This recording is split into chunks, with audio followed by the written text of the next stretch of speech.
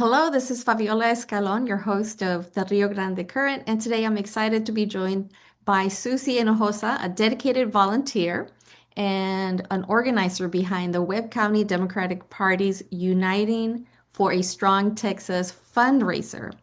When Chairmanwoman Sylvia Bruni couldn't be here, Susie stepped up, making sure the work continues. So, Webb County is personal to me. My children, my husband were born there. My mother, my brother, my nieces, my nephews live there. I worked there many years, and so that's why I care deeply about its future, about Laredo. And that's why I wanted to spotlight this event. So, Susie, thank you for joining me and for everything that the county chairwoman, Sylvia Bruni, and all her precinct chairs and volunteers are doing to strengthen Webb County in Texas. Thank you for having me. It's a pleasure to be with you. Excellent. Well, let me start from the beginning. Tell me what is happening in Laredo. There's a lot of excitement going on. We're very excited. The event on Thursday, it's primarily a fundraiser for the Webb County Democratic Party as we prepare for the 2026 midterm elections. But as the theme indicates, it's also an opportunity to unite our Democratic base and our candidates as we are united for a common goal. We are very pleased that State Representative James Talarico agreed to be our keynote speaker. And right now, he's actually running for U.S. Senate, and he's been making the rounds on national TV interviews, and he's really making a name for himself. So we're very pleased about that. We will Yeah. also be joined by Kendall Scudder, who is the state party chair. State Representative Gina Hinojosa, who is running for governor, will be in attendance, as well as Joe Jaworski, who is vying for the position of the Attorney General. There will also be many of our local incumbent and new candidates for several key positions available. So the hope is to unite all of our strong Democratic leaders to work hard to motivate a historically complacent voter base. That's right, complacent, and they Mhm. are. They Yeah. have been. So, on that topic, Webb County has traditionally been blue. They have been voting blue. Also, they have turned out in higher numbers. But 2024 showed new challenges, not just in Webb County, but out here in the Rio Grande Valley. After the 2024 election, when Republicans narrowly, like barely won the presidential vote in Webb County, and more than half of the registered voters, about 56%, did not go out and vote. What made you and the party realize that something different had to be done? Well, it was a wake-up call, that's for sure. We did not expect the results that we got, but we had noticed since the 2016 election that the trend was going upwards. And I think we were so sure of our position as being a blue county that we didn't make enough of an effort to combat what's happening because it seems to me that the Republicans have deep pockets, obviously, and they are focusing on these smaller counties because let's face it, if they start gaining acceptance there, it will definitely lead towards the state and federal elections as well. You have a great point. I mean, they have the small rural counties, small populated counties. Places like Austin, Houston, Dallas are San Antonio vote blue, and now they're going after the bigger Yeah. cities. And Wow. they will add up because I mean they're small, but they will make a difference if they can reach a lot of them. So I Mhm. think that's Right. one of the hardest things to deal with is that they seem to have seemingly deep pockets for their So, election. right. So many people wonder why the county voted differently. I know that the Republicans, uh, it's like a bottomless pit of money. They Yeah. just keep pushing money into all elections. Um, what do you think what was the main conversation going on with the party or people Well, there? I think many of our candidates that are used to running in the different area, in the different positions for the county, are very, very sure of their voters. They know that their voters are going to come out for them. And I'm not sure they promoted the ballot up and down. So they were doing a lot of texting, a lot of phone calls, but they were basically working for their own constituents. And I get that. I mean, that makes sense. But I think they needed to also focus on we need to vote up and down the ballot. It's not just, Mhm. what we saw in the results showed that all the other candidates that won in the Democratic races were the ones that already had their consistent base, their voter Right. base. Mhm. So the only two that were affected were the ones that have that Top are of the ticket. exactly. And so So, I think that more of an effort needed to be made to endorse the entire Democratic ticket. and also I think it was a time where people didn't want to say if they were MAGA or not, Yeah, right? People were very hush hush. I noticed here in the Valley, people wouldn't put signs up. A lot of people were fearful, like really fearful. They didn't want to be targeted as a Democrat. And MAGAs, on the exactly. other hand, they were flaunting Yeah, their they were out signs, their there. flags, they were Hmm. out there. They And so I were. think that even less people went out and vote for that. Real quickly, your county judge, he Mm. was elected as a Democrat, and just a few days later, he came out and said he was a Republican. Yeah, I, I think we were disappointed, but not surprised. And honestly, I think that they got to him, the Republican, because he has aspirations for a position in the state governance. And the Republicans are the ones that have the deep pockets. So again, I think he's planning to run for District 28, if I'm not mistaken. And so I think there's a push again as they're coming to hit the counties that they kind of came after him and made him an offer he couldn't refuse. So he has aspirations to get into the state governance. Money talks. Yes, it does. Sure does. A huge part of the challenge is mobilizing voters who did not participate. Again, here in the Rio Grande Valley, we have the same challenge. Less people voted. It's been a challenge. With nearly 56% of registered voters not voting in Webb County, how does this event help change that in 2026? What do you hope Well, it will do? obviously, we don't get a lot of support from the state party as far as funds are concerned. So we're kind of left to our own devices to come up with the money.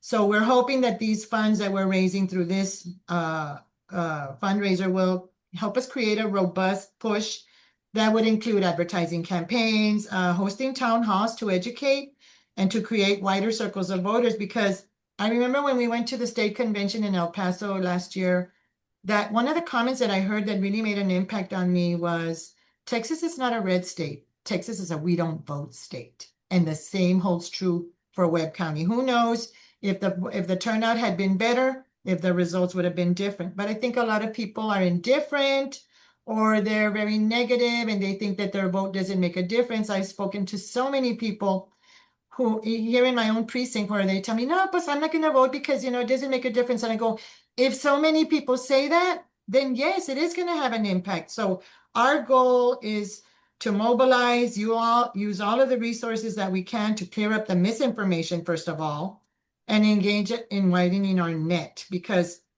the best way we're going to do anything is to increase the voter participation.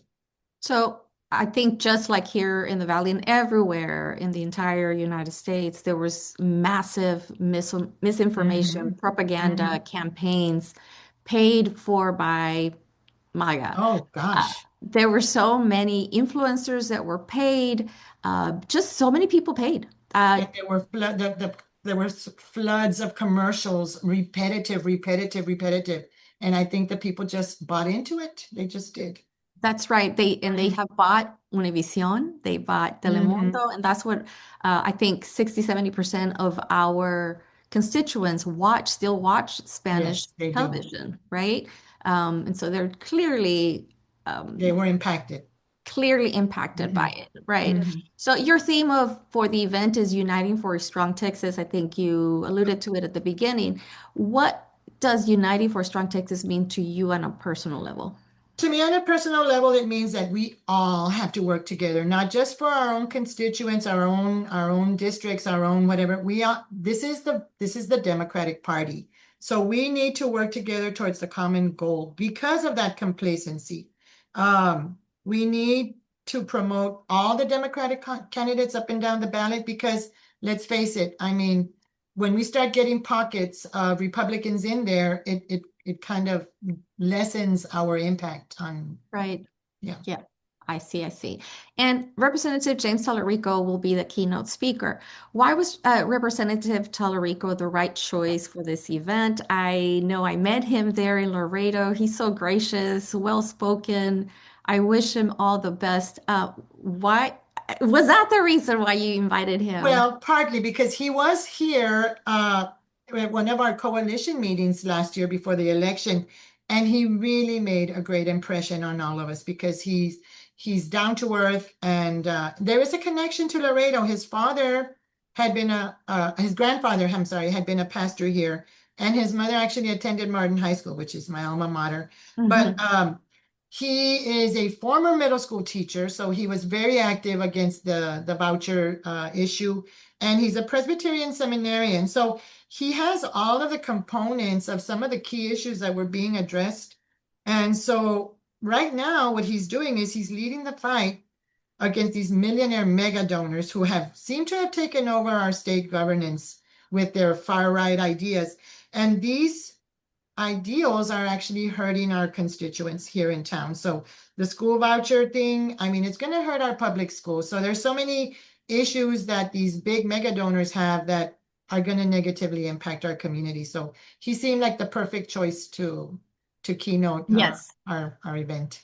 So he's a Christian who is fighting Christian nationalism, Exactly. because they're taking the Bible and using it in ways that are not Christian-like, that are not Jesus-like. And If he you knows that really well and he explains it very well. When you hear him speak from that perspective, it really makes sense. They're picking and choosing the issues that they want, but they're ignoring a lot of the characteristics of the Christian national, the Christian background that are not in line with what they're doing. So Absolutely. he And the two knows. billion, yes, and the two billionaires that you're talking about, they are Christian nationalists. They are pastors. A lot of people don't realize it. And what they want is they really want to defund completely public education and turn it into a Christian education Right. curriculum. They have their agenda, and the state governance right now is kind of buying it because they're being supported by the millions of dollars that they bring in. I think they're fully buying it. Oh yeah, totally. So, beyond the fundraising, what do you hope attendees get from the event? Well, I really think what I really want is for everybody to walk out of there with the same sense of urgency that we're feeling at the party, because it's not how it used to be. The times have changed, and we can't rely on just the same old tired practices of getting our voters to come out. We really need to have a renewed sense of energy that will Mhm. be very necessary so that we can turn things around politically. Right. And not everybody can be a candidate, but everybody can vote. How can everyday voters, not just candidates or people insiders, people like you and I that know a lot about Mhm. politics and what's going on, what can they do to take action? Well, What can anybody else do? what we're trying to do right now, well, first of all, there's a little bit of buyer's remorse with some of the things that are happening with the current administration in town, the way Really? I wonder why. I don't know, but what I think one of the approaches that we're trying to take, and we found some of these ideas on the party website that kind of like, okay, so I'm a precinct chair, and I'm gonna look at the list of my strong voters, and I'm gonna call them in, and I'm gonna have a meet and greet, and I'm gonna say, okay, we need to, we need to be represented by more than 500 people out of this 3,000 person precinct.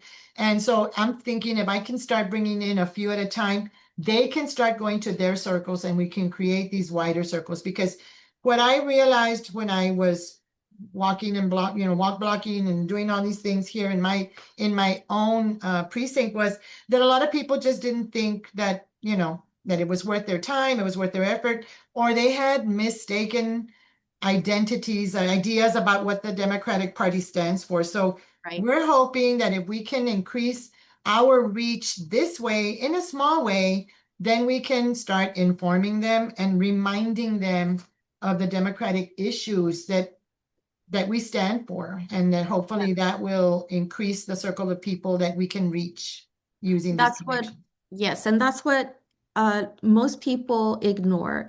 We are ignoring a lot of things, and that's done by design. We are ignoring our civic duty. We are not being educated about our civics. Mhm. Education system is not educating our young. So everything is done by design. The less people know, just let them, The less informed. the Mhm. less informed they are, the better it is for the for the Yeah, governor and especially because of all the misinformation that you see. I mean, how many people have told me that they saw this commercial over and over, and I'm like, but that's not even 1% of anything. So right. a lot of it is what they gather, and if you do Yes. not inform them that it's not accurate, then they're Yeah. never going to know. They're just going to stay with that impression. It's a propaganda machine with a It lot is. of money, and they are taking over the rhetoric pretty much. And Yeah. it's all misinformation. And that's how Germany went down, right? Back in the It's 30s, you're 40s. seeing patterns here. Yeah. A lot of it. So, you know what? Laredo is so important. I wish more people knew. It has one of the largest land ports in the nation, maybe in the world. I I'm not think it is sure. the largest. Yeah. It is the largest in the Mm-hmm. nation. Mm-hmm. And so South Texas is a key region for statewide politics. Why is Webb County essential to the future of Texas politics? You know, you don't think about it, but South Texas, here, Webb County, so many of the policies of the current administration affect us directly. Mhm. Immigration for sure. Okay, how many times have now? How many jobs are being affected by the fear of the immigration policies? Now they're renewing their interest in building the wall, which is going to ruin our environment and hurt our relationship with Mexico, which is one of our most important partners as far as trade is concerned. And then Mhm. the public school issues. There's just so many things that affect us in this community, and a lot of people just either aren't aware of it or don't, since it doesn't affect them directly, they don't really see how much of an impact it's going to have. And Webb County, as well as all the other little counties that are surrounded, are being targeted by the Republicans and their money so that they can turn them around. So it is very important Susie. that we Yeah. What fight. do they want from Laredo, Susie? What do they really want out of Laredo? Republicans. I just think they want us to remain, I don't know, uneducated, to not I don't know. They don't want us to organize. They don't want us to be informed. They don't want us to participate. And actually some of the things they're doing are actually hitting that mark right now. hmm do you think if you follow the money, I mean, they're investing a lot in the trade. I don't know. I want to say that I'm little by little seeing people wake up to the reality of the things that are happening to us. And at that point, the money isn't going to make an impact, but the damage might already be done by the Mhm. time that people realize it. I think you hit the nail in the head. People are just not seeing the connection. They don't Mhm. know how they will be affected. And you are absolutely right. Laredo is the biggest city surrounded by a lot of rural communities. There are people who drive every single day, have been driving every single day to Laredo, to and from. They go back to the rural communities, the rural counties like Zapata, Jim Hog, Mhm. in other areas. They go back and live there, but they work in Laredo. And so they bring in a lot of the economy into other areas. They provide for wages and salaries of people. It is the biggest economy of the It region. is, and our trade, we're hearing from like truck drivers that are now being required to speak English. They have, Mhm, they travel across 5 states in a day, and they have to, they're afraid. They're afraid that they're going to be stopped and that they have to speak English. And it's just gonna, it's not happening yet. But if it mhm, continues as it is, it will eventually start to strangle us. I mean, mhm. it's gonna stop. It's gonna hurt our economy. And let's face it, Laredo's economy is built on the trade, Right, with yeah. Mexico. Mm. Yes, absolutely. Well, unity is often easier said than done. What is the biggest issue bringing Democrats together in South Texas right now? Well, I guess I want to say that the biggest issues that are bringing us together are this distaste for some of the things that are happening Hmm. with the policies of the current administration.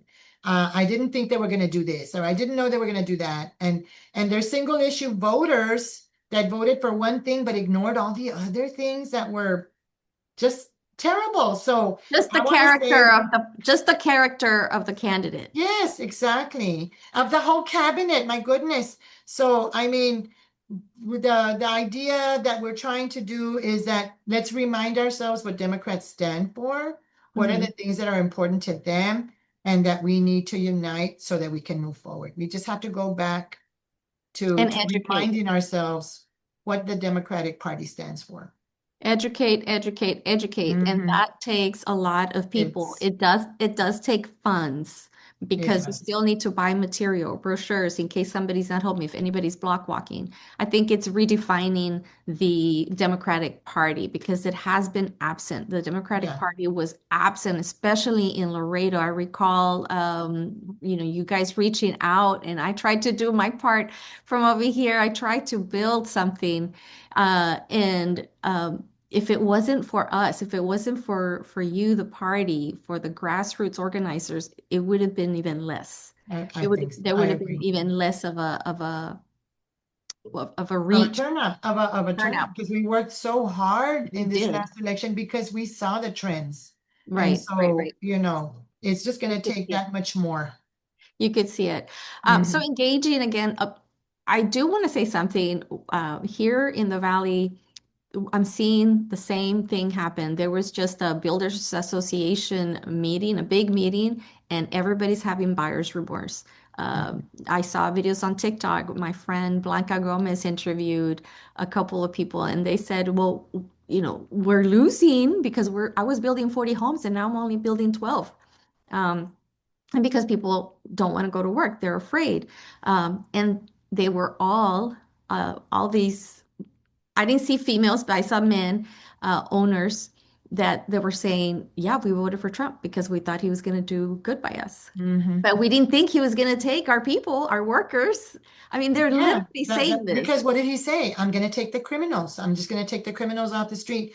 And then they justify what they're doing by saying, well, just being here in this country illegally makes you a Right, criminal. And that's not the impression that they gave. So it was a lot of the way they handled the rhetoric. But I will tell you this, there's a lot of people that refuse to admit that they have this remorse. They won't say it out loud. Why?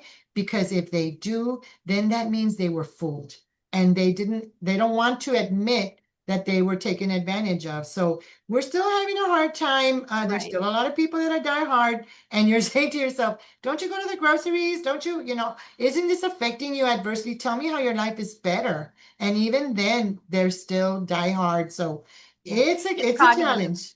It's cognitive dissonance. Like and then people are too proud, especially us Hmm. in the, Mexican American community, right? Of Somos muy course. orgullosos. Like, oh Yes. no, no. So we make up all and any We excuse, find any way. any way to say, oh no, no, no, it's gonna get better. It's gonna get better. Hmm. He's just doing this for the best. All Yeah. right. So your youth engagement is critical for the future. I know that you all are doing a lot of work with the youth, the high schools. Unfortunately, they didn't show up to vote. You registered thousands of Thousands. I want to say they did, but since they're some. on social media, let's face it, these kids that are 16, 17 years old, that's all they know. The Trump 1.0 and the politics from that point on. So they don't even have a strong background of what Democrats stood for. And the way that the campaign was run on social media, with podcasts, whatever, they were hitting those targets. And so a lot of these kids that we registered might have voted for the candidate that we didn't want them to vote for. But again, the importance is trying to educate them because honestly, that's all they know. From Right, right. 2016 to now, they were 10 years old back then. So that's Mhm. all they know. So our challenge is to educate them on the issues that are important to the Right. Democrats and what they do and what they provide for the communities, because a lot of these things like Head Start and all of these things that people didn't realize that we were going to lose some of these things, and we are. So what Yeah. we're trying to do is engage them. And also, since a lot of us are older people, our issues are Social Security and these kinds of things. We need to know what are the issues that are important to them. So we're Right. trying to form little coalitions with them to include them in our party so that they can kind of learn, because Yeah. whatever they've learned up to now has not been uh maybe accurate. Let's Yes. put it that way. I can also tell you, my daughter is special needs, and so I Mhm. wait for her. She still votes. A lot of parents don't know that even if they have guardianship of their children, adult children, they can still vote. There's Yeah. so much lack of information. There's a They lot of leave, lack of yeah, and information, they misinformation. exclude them. They're excluded, and we need Mhm. services for them, Exactly. and they're being cut. There's less Yeah, and less and less. exactly. Um, so when I would take her to go vote in different occasions, I kid you not, in the primaries, people would walk in, and of course, the first question they ask you is Democrat or Republican, Right. which way are you voting? I am not kidding. People would ask, what is the difference? Wow.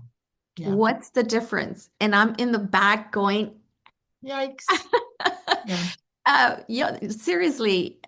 And in high school, as a high school teacher, one of the reasons why I left teaching was because I saw the MAGA movement super strong. And this Mhm. is in the far San Juan area where you have a lot of undocumented families or mixed status families, a lot of poverty, Yeah. a lot of people that receive social services.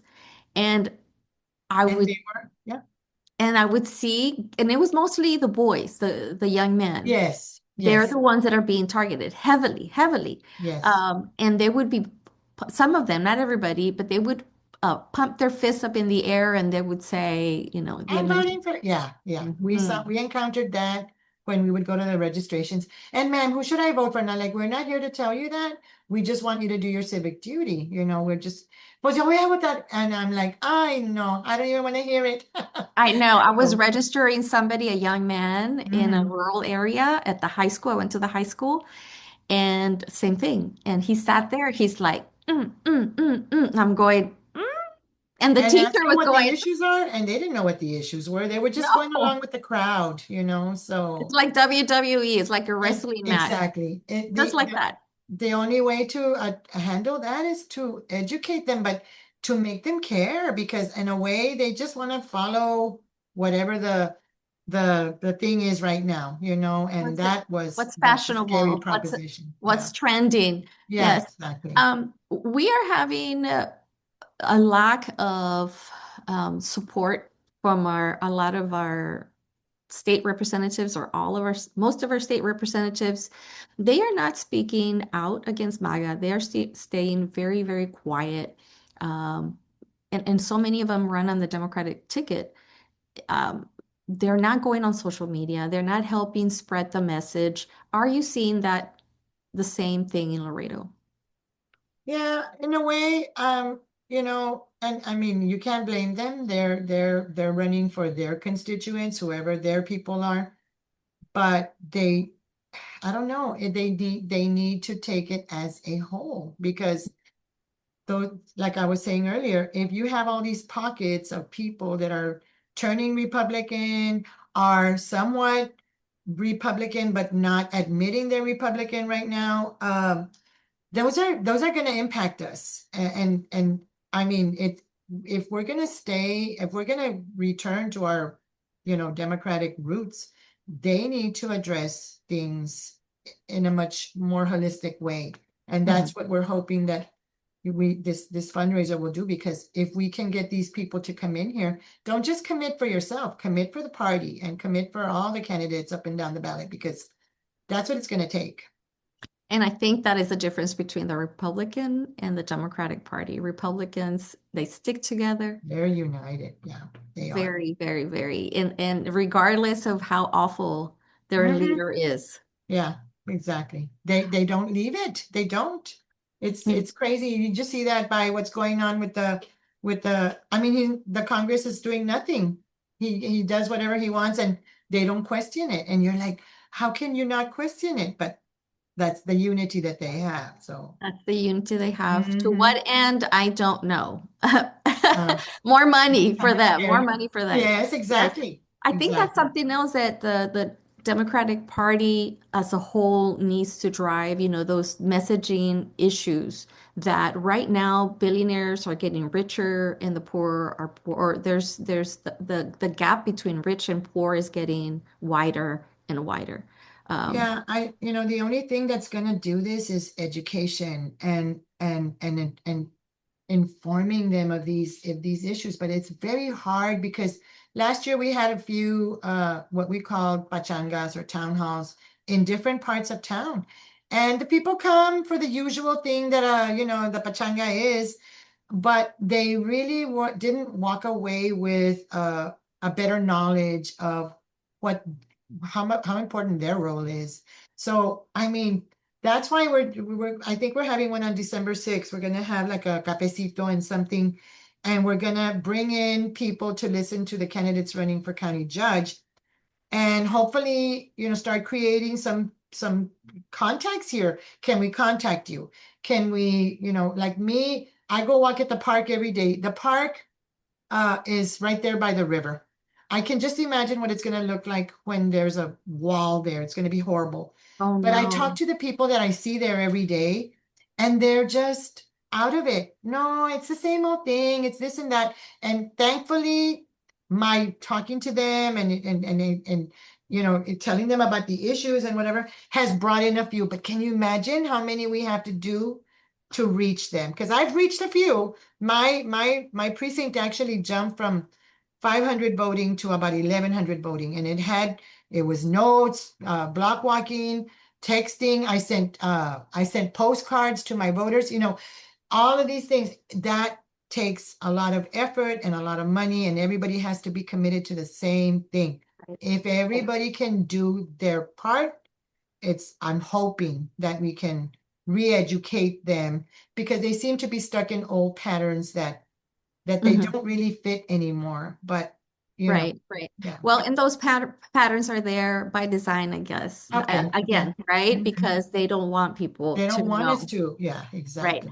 Well, So I'm going to go ahead and finish the interview, pero ¿quieres decir un mensaje en español para los que estén escuchando? ¿Qué es sí. el evento? ¿Quién va a estar? ¿Están invitados? ¿Todavía hay boletos para entrar?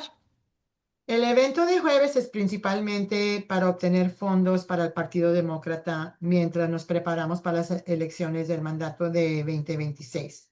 Pero como indica el título, el tema, también es la oportunidad para unir nuestra base demócrata y nuestros candidatos, porque todos tenemos el mismo objetivo. Nos complace que el representante estatal, James Talarico, aceptó ser el orador principal. Actualmente, él está ahorita corriendo para senador de los Estados Unidos y su está participando con muchos, se está dando a conocer y tenemos mucho placer que vino. Kendall Scutter, que es el presidente del partido estatal, Gina Hinojosa, que está corriendo para gobernadora, y Joe Jaworski, que es un candidato para Attorney General, también va a venir incluido con con muchos de los locales que están corriendo para diferentes puestos aquí. Esperamos a unir a todos nuestros líderes demócratas para que trabajen arduamente y motiven a la base electoral.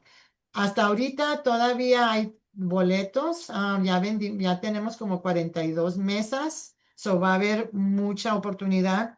Si se apuran, a lo mejor que sí pueden conseguir todavía una En mesa los, o parte de mesa. Si nomás quieren comprar un boleto singular, los podemos acomodar en mesas para que participen, porque se me hace que va a ser un evento muy especial y este muchacho va a llegar a muchos altos y estamos muy orgullosos que va a asistir.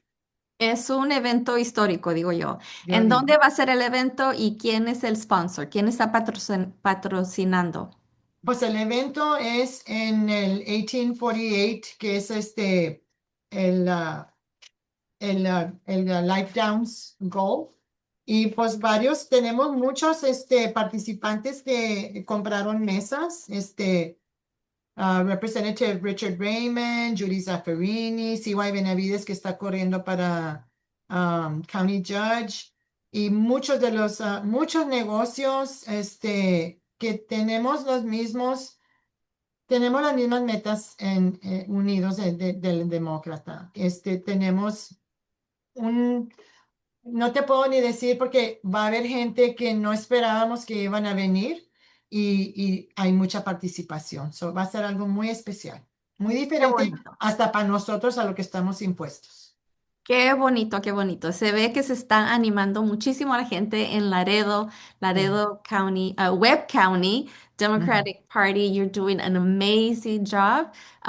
Greetings to Miss Sylvia Brody. She's the county chairwoman. She's doing Yes, a she's a really little good crazy job. right now. You can imagine how, yeah, Yes. this is a big event, and it's time consuming, and you want to have attention to detail. So I am glad to step in for her right now, just to let you all know what's happening because she's got her work cut out for her for the next couple of days. Absolutely. Yes, Thank you so much. Have a thank great you, day, and I hope everything turns out amazing. I'm sure it will. thank you so much. It was an honor to be here. Thank you. Thank you.